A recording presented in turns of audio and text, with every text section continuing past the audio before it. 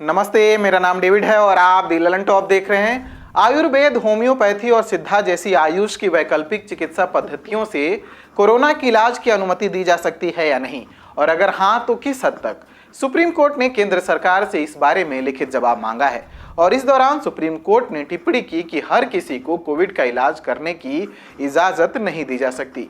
Live law की खबर के मुताबिक जस्टिस अशोक भूषण की अध्यक्षता वाली पीठ ने केरल हाई कोर्ट के 21 अगस्त के फैसले के खिलाफ दायर विशेष अनुमति याचिका पर सुनवाई के दौरान ये निर्देश दिए।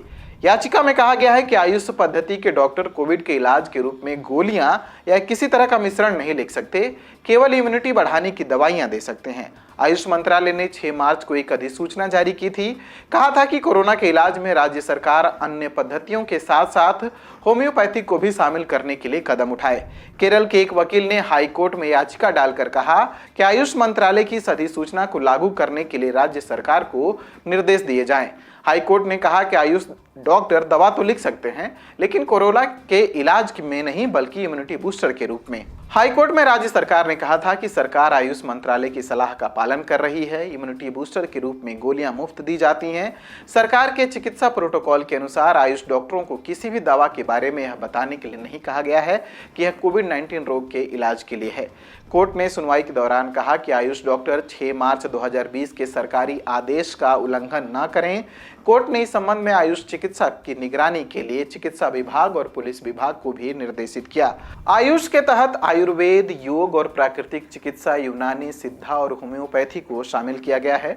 जनवरी में आयुष मंत्रालय ने पारंपरिक इलाज को कोरोना वायरस से लड़ने का उपाय बताया था। स्वास्थ्य मंत्री हर्षवर्धन ने बिना लक्षण वाले और कोविड के हल्के संक्रमण वाले मरीजों का इलाज आयुर्वेद और योग से करने के दिशा निर्देश जारी किए थे। अधिसूचना में कहा गया है कि राज्य सरकार कोरोना वायरस के खिलाफ संघर्ष में होम्योपैथी पद्धति को दूसरी चिकित्सा पद्धतियों के साथ अपनाने के लिए कदम उठाए। राज्य मेडिकल प्रोटोकॉल के अनुसार कोविड से प्रभावित व्यक्तियों का सरकार और उसकी ओर से अधिकृत लोगों के अलावा कोई अन्य इलाज नहीं करेगा।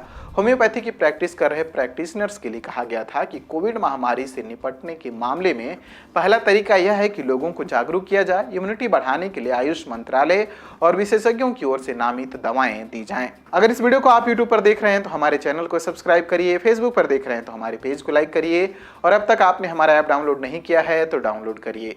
Thank you. क्या अंतर है भारत के और विदेश के हायर एजुकेशन सिस्टम में और कैसे लाया जा सकता है इसमें बदलाव?